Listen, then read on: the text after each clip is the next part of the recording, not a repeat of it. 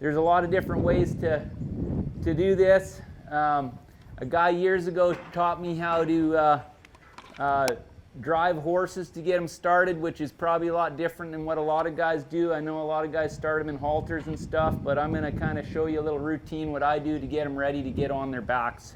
The whole thing, I think, is just getting a saddle on these colts and getting them so that they're relaxed taking it and they're able to travel around and nothing bad really happens to them. And over time, whether you have a real bronchi colt that is hard to get around, the more times we saddle them and put the time in on them, it's nothing super special that I'm doing. I'm just reinforcing every time I saddle him and work with him, he's going to get better.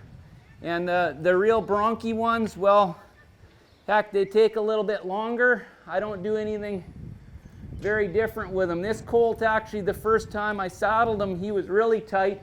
And you can see this is probably the 4th time with a saddle on, and he's taking it like nothing. So I'm going to go for my bridle here.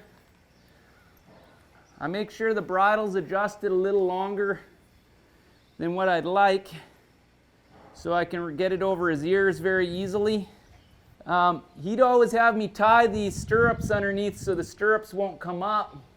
But what I find over time of doing these, I want that horse to see the stirrup up beside him. It kind of helps them. They try to run from it. They get worried about it, and I think it just helps with the overall starting of the horse. If you're in a big area and they're going to get away, probably better to tie the stirrups underneath.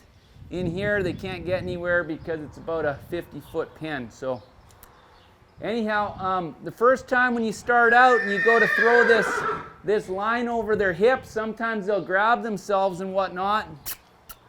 This colt's not going to do a lot. And I like to I'll just send them out here, get them moving.